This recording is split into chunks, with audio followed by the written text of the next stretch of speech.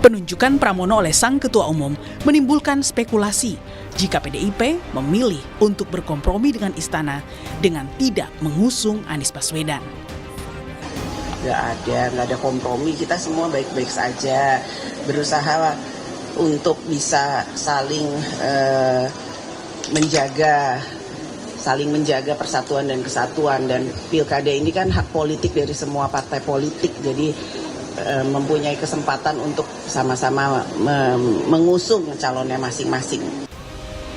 Di mata pengamat, posisi Pramono yang berada di lingkaran kekuasaan menjadi sangat strategis bagi politik PDIP ke depan dengan pemerintahan yang baru. Memang Mas Pram ini punya posisi yang sangat strategis ya. Dan secara personal bukan seorang figur yang konfliktual. Beliau lebih banyak bekerja di belakang layar. Jadi bayangkan di situasi di mana hubungan kedua tokoh ini sedang tidak baik-baik saja, Mas Pram bisa menjadi jembatan. Dan bisa diterima juga oleh Pak Prabowo, oleh Mbak Puan.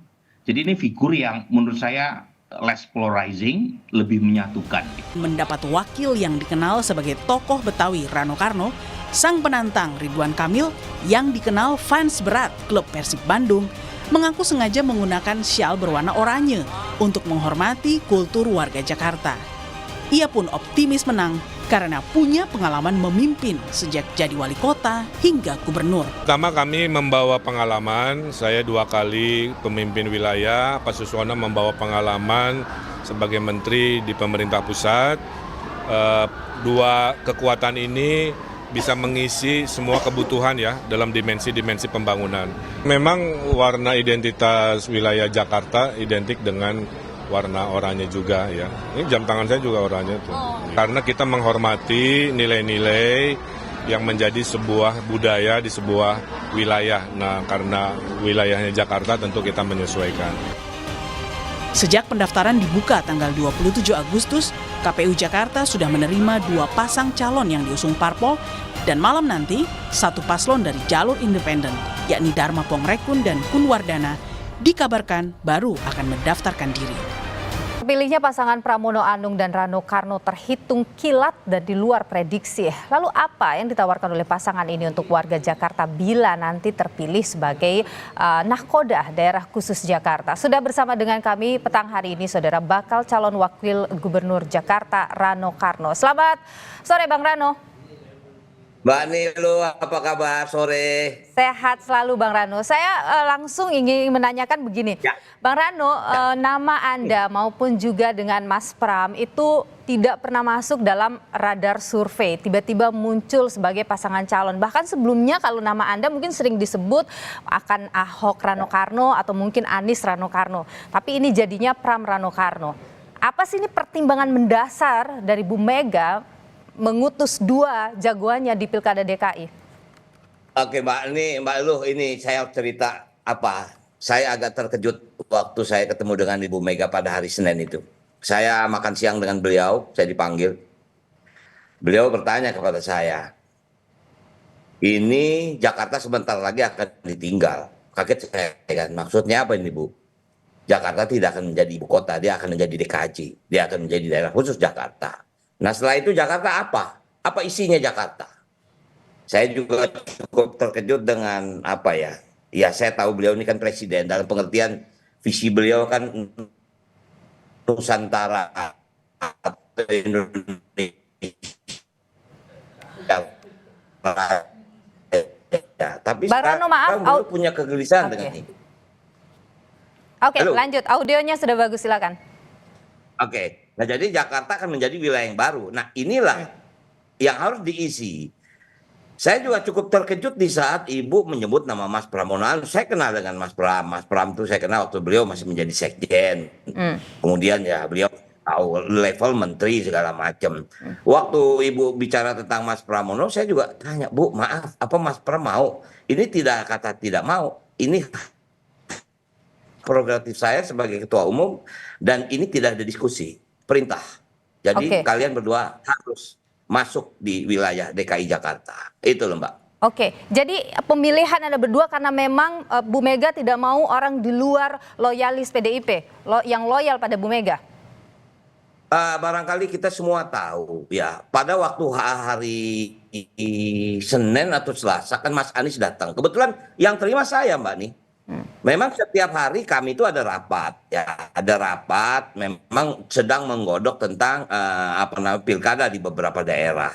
Nah, di saat pada waktu saya datang itu memang saya mendapat tugas untuk mendampingi Mas Anies gitu. Cuman awalnya Mas Anies tanya sama saya, Mas ada di mana? Saya ada di BKN, saya bilang saya ada di DPP di BKN. Ketemulah kita. Nah sebetulnya hari itu tidak ada dalam pengertian kami wacana untuk DKI. Ada beberapa wilayah, Oke. gitu kan? Karena memang ya saya kebetulan kan DPP.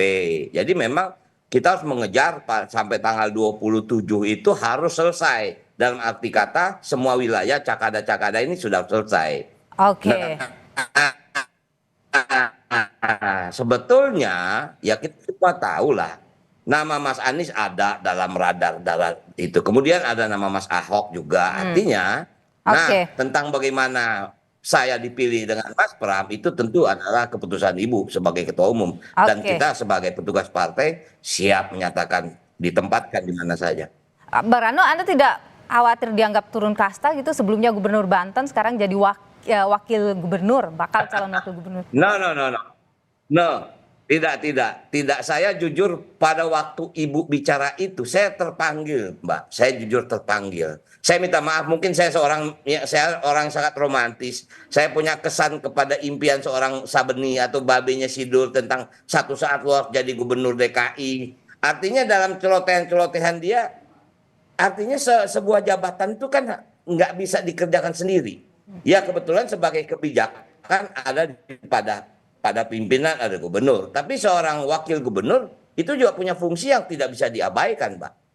Nah, jadi artinya buat saya ada masalah turun tahta pernah jadi gubernur kemudian sekarang jadi wakil gubernur.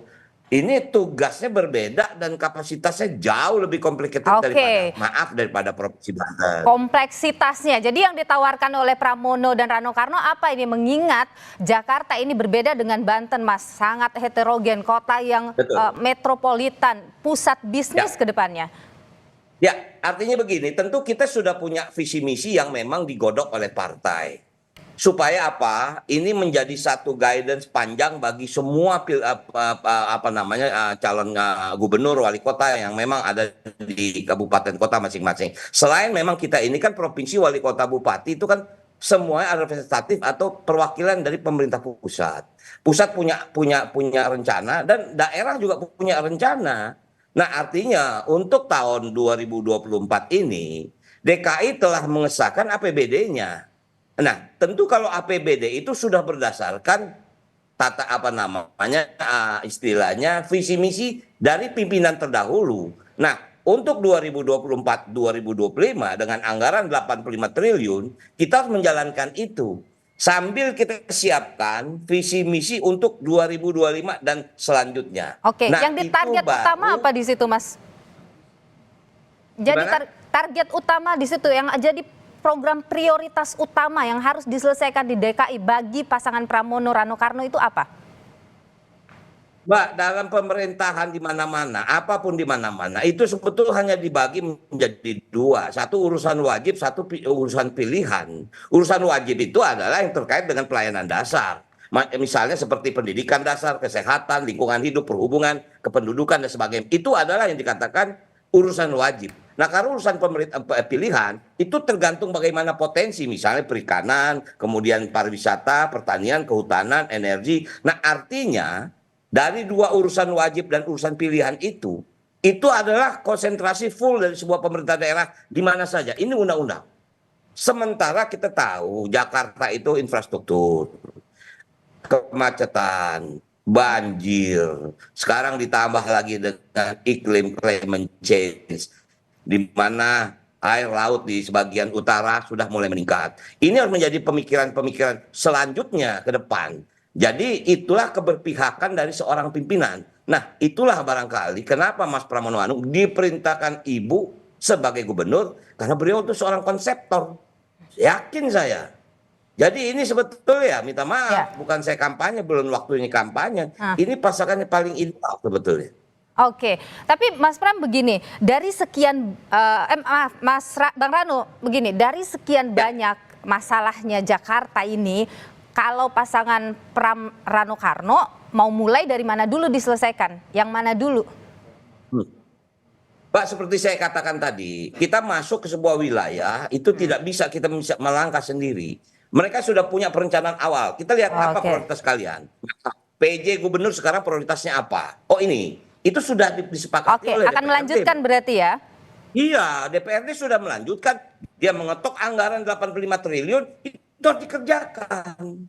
Kalaupun ada perubahan nanti di APBD, perubahan bahwa kita sebagai gubernur atau wakil gubernur yang baru, kita punya program ini yang tidak ada dalam APBD kemarin. Nah itu mekanismenya Mbak. Nggak bisa ujuk-ujuk kita gubernur datang, saya minta maaf siapapun. Dia tidak bisa membawa sebuah perencanaan sendiri untuk tahun 2025 yang sudah disepakati oleh DPRD. Itulah sebuah mekanisme kepemerintahan Mbak. Gitu. Oke, Bang Rano, Anda ini dikenal, ya kita tahu Anda dikenal sebagai sidul, seniman. Anda juga sangat dekat dengan kebetawian gitu lah, meskipun Anda sebelumnya di Banten seorang politisi gitu. Anda ingin Rano Karnonya sendiri itu ingin bawa apa? Wow, saya sangat berterima kasih di saat tim atau Taman Ismail Marzuki dijadikan revitalisasi sebuah tempat kesenian. Walaupun memang sebelum tim itu dibuat, para seniman pernah bertemu dengan saya. Dulu tim itu dikelola oleh seniman. Sekarang dikelola oleh badan BUMD daerah. Di mana kesenian itu sangat terlalu mahal. Bahwa ini saya bicara frame kecil saja. Untuk menyewa sebuah tempat arena di tim itu tidak bisa dikejar oleh seniman. Nah ini harus cari solusinya Mbak. Oke. Artinya memang secara realita maaf dulu tim itu kan kotor, jorok, kumuh. Sekarang direvitalisasi begitu mewah, tapi tidak terkejar dengan seniman. Nah ini tentu saya akan ada di situ. Oke, Gitu loh. jadi Anda juga akan menghadirkan program-program untuk seniman gitu, kesenian Betawi misalnya Mbak. itu. Sekarang begini, saya minta maaf saya potong.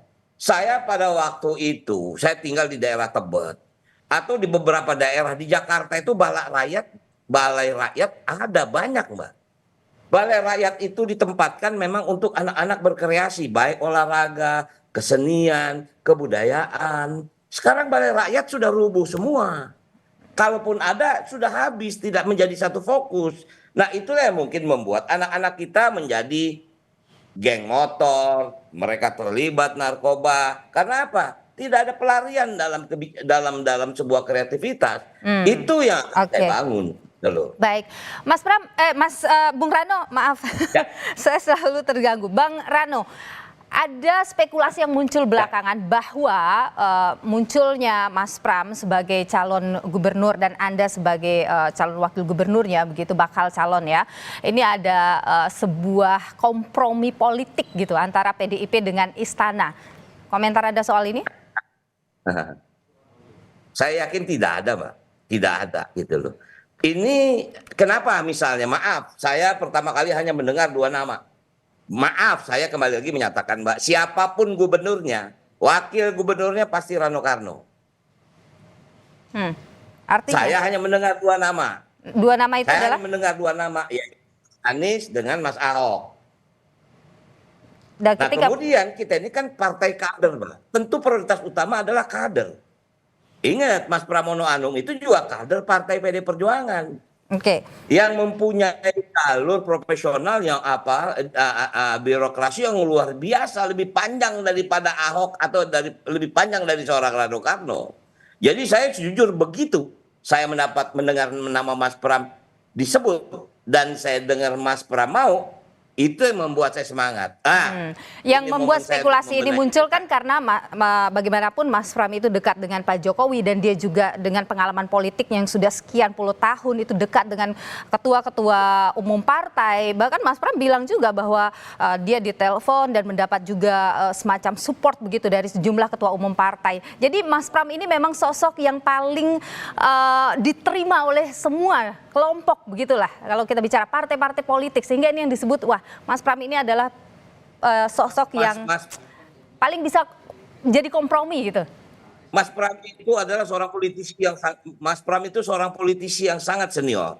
Ya, artinya beliau sangat dekat dengan, maaf kalau saya boleh menyebut, dengan Pak Prabowo dekat, dengan apalagi dengan Pak Jokowi dekat. Mungkin saja normatif lah barangkali begitu Mas Pram mungkin bila lapor kepada Pak Presiden, Pak izin saya diperintahkan untuk, pasti Pak Presiden, ya saya minta maaf Mbak, saya minta maaf. Biar bagaimana darah Pak Presiden itu masih darah merah. Oke. Pasti akan ada gitu loh. Apa ya? Apa ya? Apa? Walaupun mungkin kita ada sedikit gesekan, tapi mungkin secara nggak langsung begitu beliau laporan, Pak izin saya diperintah Ibu untuk menjadi gubernur. Pasti jawaban pertama, monggo silakan maju. Pasti gitu Mbak. Oke. Terakhir Bang Rano. Ya. Pak Ahok kemarin mengantar, memberikan semangat. Pak Ahok nanti ini akan dapat peran apa di masa kampanye? Wah, beliau itu malah siap sebetulnya menjadi ketua tim. Tapi tentu saja ini begini Mbak, pilkada ini serentak di mana-mana, nggak mungkin kita ada di satu tempat. Mungkin saja Ahok ditugaskan tempat lain. Kalau di karena Jakarta? Mungkin di Jakarta, mungkin Kalau di Jakarta? Napitupulu, ini kita belum tahu nih Mbak. Tapi artinya sosok Ahok itu sangat kita perlukan sebagai masukan kita. Oke, kalau misalnya Pram dan Rano Karno terpilih, Pak Ahok akan dapat peran sebesar apa untuk kemudian membantu membangun Jakarta? Wah, tentu dia akan banyak memberikan masukan gitu. Saya sangat akan tahu ada posisi khusus gitu misalnya untuk Pak Ahok? Nggak ada khusus-khususan, nggak ada. Dia tetap menjadi apa ya? Ya sebagai think tank saja oke. Tidak ada istilah masuk dalam staf ahli, staf khusus, tidak ada. Karena kebetulan Pak Ahok tuh kan punya tugas di DPP partai. Oke, tapi tetap akan membantu gitulah ya kira-kira. Pasti kita semua, makanya saya bilang Bang Edi Pras ya, mantan DPRD, kemudian tadi juga diantar Bang Eriko Sutarduga sebagai anggota DPR. Ya kita semua duduk bersama. Apa yang bisa kita lakukan? Walaupun maaf Mbak, secara guidance kita udah tahu bagaimana pemerintahan itu dijalankan. Tinggal kebijakan apa yang kita mau prioritaskan. Itu saya katakan. Jakarta 85 triliun. Mau bikin apa? Pendidikan seperti apa, kesehatan seperti apa, kemudian infrastruktur seperti apa. Jadi kita tinggal pilih kita mau prioritas apa dulu. Oke, kita bikin, maaf misal kita bikin di selatan, utara mau banjir, bagaimana nih? Bagaimana bendungan di sana? Makanya dulu kan ada rencana untuk bangun great water itu kan apa namanya itu bendungan besar untuk menahan abrasi sungai laut. Makanya di sana kenapa ada apa namanya pulau-pulau itu sebetulnya kan awalnya untuk semuanya climate change, Mbak. Oke. Baik, kita akan tentu nantikan bagaimana proses kampanye yang akan berjalan, termasuk juga ya visi misi Anda yang lebih clear, lebih jelas lagi, tentu nanti akan kami nantikan, ditunggu oleh warga Jakarta. Terima kasih Bang Rano Karno, bakal calon wakil gubernur dari DKI Jakarta dari PDIP. Terima kasih.